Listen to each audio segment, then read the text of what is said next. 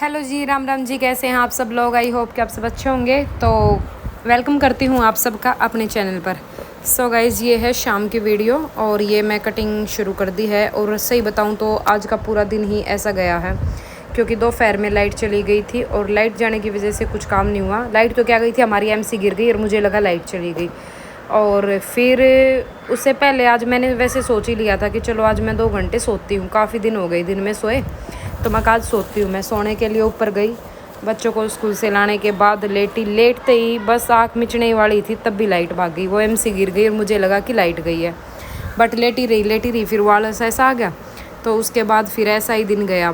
फिर शाम को मैंने सोचा चलो कटिंग तो कर ही देती हूँ, 2 3 4 जैसे भी सूट होते हैं। उसके बाद फिर कल स्टार्ट से शुरू सुबह अपना स्टार्टिंग से सिलाई शुरू हो जाएगी। तो आज की ये कटिंग तो होती रहेगी। आज की वीडियो बताऊंगी जो बहनें नई जुड़ी हैं या जो नई जुड़ रही हैं इस वीडियो से जुड़ेंगी, तो बुटीक करने के लिए क्या क्या आपको सामान चाहिए और बुटीक आपने बिल्कुल न्यू स्टार्टिंग से करना है तो उसमें आपको क्या क्या चीज़ें चाहिए होंगी और किन किन चीज़ों का ध्यान आपको रखना है। ठीक है, तो वीडियो को बिना स्किप करे पूरे देखना और लाइक कर दियो। बाद में तुम भूल जाओ हो, बहुत सारी कर दे हुए हैं, बहुत सारे भूल जाए हैं। ठीक है, तो लाइक कर दिया करो ओपन करते ही वीडियो। तो और कोई नई बहन हो तो चैनल को सब्सक्राइब करना। तो आज की वीडियो में बताऊंगी मैं आपने कि अपना बुटीक जो है, अपने होम बुटीक, घर से बुटीक आप कैसे शुरू कर सकते हैं।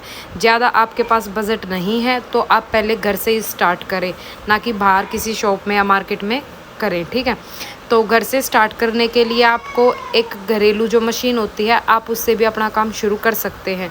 आजकल स्टिचिंग अच्छी खासी है, तो आप घर बैठे हज़ारों कमा सकती हैं अगर आपने अभी तक शुरू नहीं किया है और अब शुरू करके। ठीक है, क्योंकि सिलाई के जो रेट है आजकल हर जगह बढ़ ही रहे हैं। कई जगह ऐसे हैं जो अभी नहीं बढ़े हैं, तो कोई दिक्कत नहीं है, टाइम के हिसाब से वहाँ भी बढ़ जाएंगे। तो एक नॉर्मल मशीन लो। अगर आपका बजट बिल्कुल भी नहीं है तो नॉर्मल मशीन तकरीबन सबके पास होती है, अगर नहीं है तो आप वो ले लो। अगर आपका बजट थोड़ा सा ज़्यादा है तो आप अम्ब्रेला मशीन ले लो। और अगर आपका बजट उससे ज़्यादा है और आप कर सकते हो तो आप जुग्गी मशीन ले सकते हैं। जुग्गी मशीन में कई कंपनियां हैं, जैक भी है, बायो भी है, उषा भी है और भी जैक 5 to 4 कैसे कौन सी है। मेरे पास तो बायो की है, तो बाकी मुझे पता है, इनके ज़्यादा नॉलेज है नहीं, लेकिन आप लोग सर्च करेंगे तो वो मशीनें अच्छी खासी बताई गई हैं जिनके पास हैं उन्होंने। ठीक है, तो आप लोग वो मशीन ले सकते हो अगर आपका बजट है तो। अपने बजट के हिसाब से अपनी मशीन लें। उसके बाद आती है अपने कुछ बेसिक टूल्स, जैसे कैंची हो गई, चौक हो गया, इंची टेप हो गया, स्केल पट्टी हो गई। देखो आजकल पता है क्या है, पहले क्या था ना कि हम सिर्फ चाक से और इंची टेप से और कैंची से काम कर लेते थे। पहले ये जो स्केल पट्टी वगैरह थी इनकी ज़रूरत नहीं थी, लेकिन आजकल हर किसी को ना बिल्कुल परफेक्ट चाहिए सब कुछ। तो परफेक्शन के लिए आपको कुछ चीज़ें आप अपने पास रखनी पड़ेंगी। ठीक है, आज मेरा स्केल भी टूट गया, मैं नया लेके आई हूँ, ये सीधे वाला। और आपको ये चीज़ें अपने पास रखनी पड़ेंगी ताकि इन चीज़ों से आपकी फिनिशिंग भी आएगी और काम भी अच्छा होगा और एक प्रोफेशन काम लगेगा। ठीक है, तो ये चीज़ें तो हो गई टूल्स। अब बारी आती है काउंटर की। आपके पास एक काउंटर भी होना चाहिए। पहले जो कस्टमर थे ना वो एडजस्ट कर लेते थे।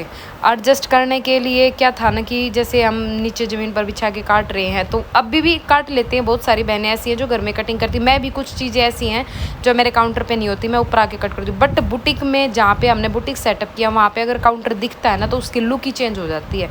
आप घर में भी काम कर रहे हो तो वो एक बुटीक की लुक देती है। ठीक है, तो ये आप लकड़ी का बनवा सकते हो इसको। इसकी साइज़ मैं आपको नेक्स्ट वीडियो में मेंशन करती हूँ या इसी पे कमेंट कर दूँगी, मैं पिन कर दूँगी उसको कि कितना क्या साइज़ है इसका। ठीक है, तो इससे थोड़ा बड़ा ही बनवाना, बट जो मेरा साइज़ है इससे बड़ा बनवाना, मुझे ये छोटा पड़ता है। उस टाइम पे मुझे आइडिया नहीं था, मुझे कोई समझाने वाला या बताने वाला नहीं था, जो मुझे ठीक लगा मैंने उस तरीके से इसको बनवा लिया था। ठीक है, तो इसके बाद बारी आती है इंटरलॉक की मशीन। देखिए पहले क्या था ना कि इंटरलॉक एडजस्ट कर लेते थे, किसी को करवानी होती थी किसी को नहीं करवानी होती, तो वो मतलब ज़रूरी जिसको ज़्यादा ज़रूरी थी वो करवा लेते थे, बाहर करवा के दे देते थे। लेकिन आजकल हर सूट में इंटरलॉक करवानी ज़रूरी हो गई है और फिनिशिंग भी दिखती है इंटरलॉक से। हमारे यहाँ तो ना सच बताऊँ, पहले तो इंटरलॉक देखती कि सूट में इंटरलॉक हो रखी है या नहीं हो रही। अगर कहीं तो एक साइड भी मान लो गलती तो या छूट गई है ना, अगर सलवार पर पूरी पे इंटरलॉक है, एक कली छूट गई है ना उसकी, उन्हें भी लेकर आ जाएंगे, आए या इंटरलॉक छोड़ रखी है तने। तो भाई कई बार ऐसा हो जाता है कि भाई मान लो हमने ध्यान ना दिया हो या भाई काम के उसमें तो छूट गया है। तो इंटरलॉक बहुत ही ज़रूरी चीज़ है। एक आपको अपने पास इंटरलॉक की मशीन रख लेनी है। इंटरलॉक की मशीन अगर आप स्टार्टिंग में नहीं रख सकते हो तो बाहर करवा लो, या फिर उनको 20 रुपये आप कम लो इंटरलॉक के। लेकिन बाहर करवाओगे, जाओगे, घूमोगे, टाइम ख़राब करोगे तो उसमें वही लग जाता है, ठीक है। और आप खुद इंटरलॉक की मशीन ला के अपना खुद का धागा यूज़ करके करेंगे, आपका टाइम भी बचेगा और पैसा भी बचेगा, ठीक है। उसके बाद आती है बारी प्रेस की।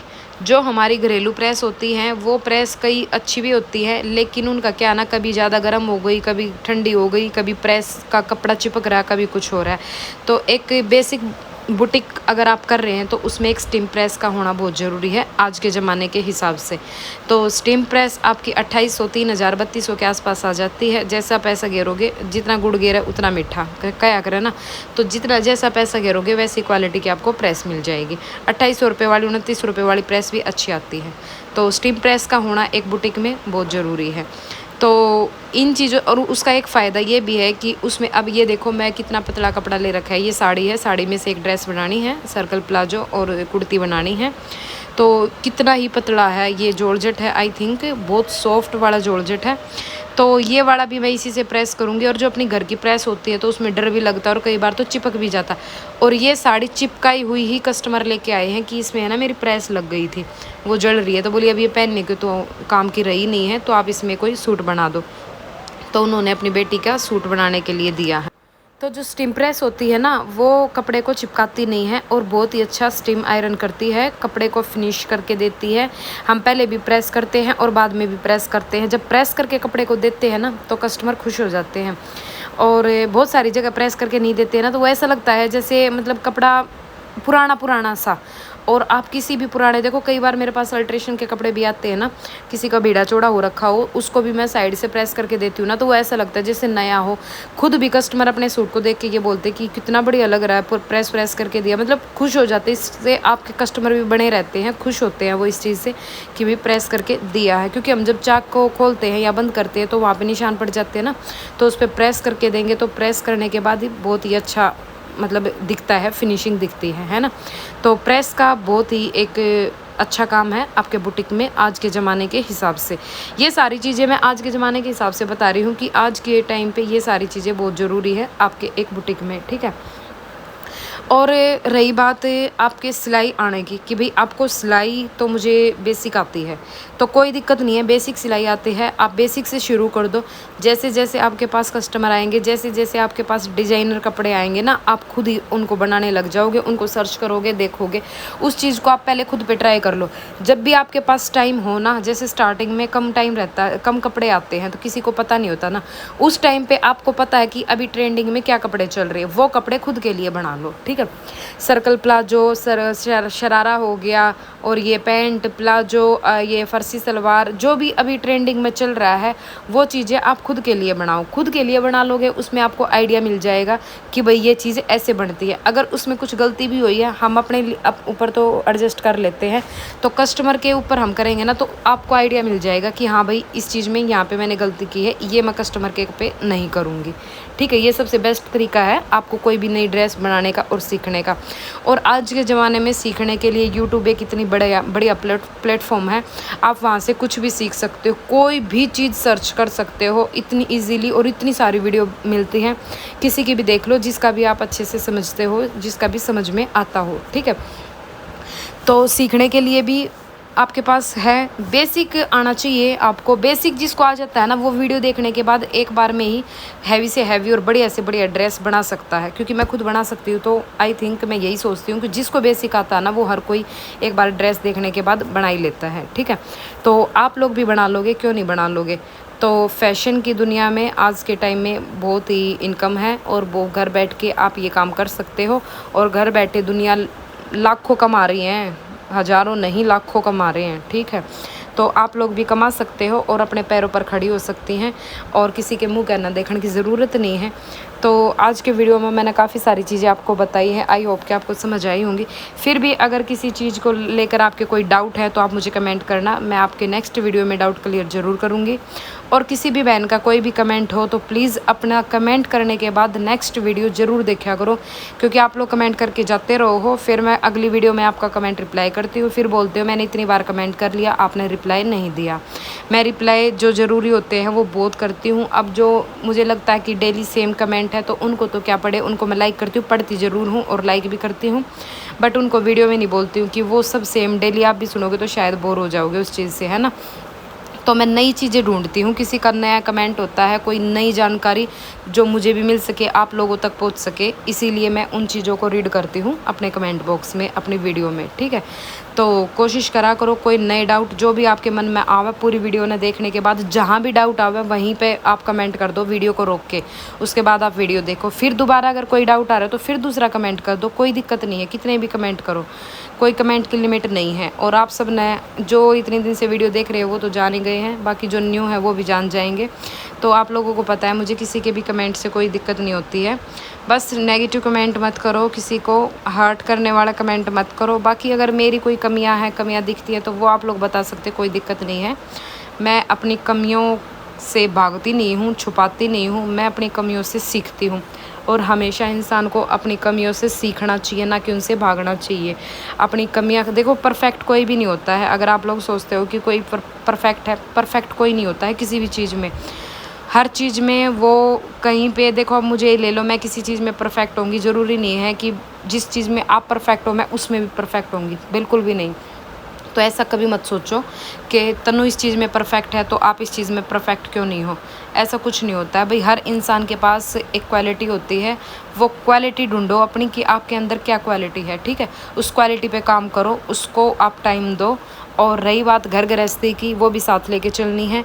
अपनी बच्चों को, घर फैमिली में जितने भी बंदे उन सबको, अपने घर के काम को वो भी करते रहो। काम करने के बाद जो आपके पास खाली टाइम होता है उस टाइम में आप अपने लिए कुछ पैसे अर्न करने की कोशिश करो, क्योंकि एक औरत का कमाना आज के टाइम में, आदमियों का तो है ही है ज़रूरी, लेकिन एक औरत का भी कमाना बहुत ज़रूरी है। महंगाई इतनी हो रखी है कि एक बंदा कितना और क्या कर लेगा, ये चीज़ें आपको तब समझ आएंगी जब आप खुद कमाने लग जाओगे, ठीक है। जब हम खुद से कमाने लग जाते हैं ना, तब हमें पता चलती है पैसे की कीमत। और कमाने के साथ साथ थोड़ा सा सेव भी किया करो, ताकि आपके अच्छे बुरे टाइम में वो काम आवे, किसी के मुँह कहना ना देखना पड़े। अगर आपके पास थोड़ी बहुत सेविंग है तो ठीक है, वो बहुत ज़रूरी है। और उसके तरीके मैंने पहले भी बताए हैं, और एक वीडियो मैं कल और डालूँगी इसकी, जो छोटी, जिनके पास कम अर्निंग है, जिनके पास छोटी सेविंग है, वो सेविंग कर सके, तो उस चीज़ की भी मैं वीडियो डालूँगी। आप लोग कमेंट कर देना एक बार तो याद रह जाए, ताकि, क्योंकि वीडियो में क्या बोल दिया ना वो नेक्स्ट डे तक याद नहीं रहता इतनी सारी बातों में। तो मुझे ये भी ध्यान, अगर आप लोग एक बार कमेंट कर दोगे दीदी सेविंग की वीडियो बनाना, तो बस मुझे उसी चीज़ से याद आ जाएगा, फिर मेरे को ध्यान रहेगा कि मुझे इस चीज़ पे वीडियो बनानी है, ठीक है। तो चलो भाई, मिलती हूँ। अब मैंने ये साड़ी प्रेस की है, कुर्ती मैंने कटिंग कर दी है, अम्ब्रेला इसका प्लाजो कट करूँगी, वो मैं ऊपर करूँगी। तो इसको प्रेस करके ऊपर लेके जाऊँगी, क्योंकि काउंटर मेरा छोटा है तो यहाँ पे कटिंग नहीं होगा, ऊपर नीचे फ्लोर पे कट करके इसको मैं लेके आऊँगी। इसको भी और लाइनिंग को भी, दोनों को मैंने प्रेस करके रेडी कर दिया। इसके बाद मैंने 2 सूट और कटिंग किए थे। तो चलो भाई, मिलते हैं नेक्स्ट वीडियो में, तब तक के लिए राम राम जी। लाइक, शेयर और सब्सक्राइब जरूर करना, और जो भी डाउट हो कमेंट कर देना। Bye bye.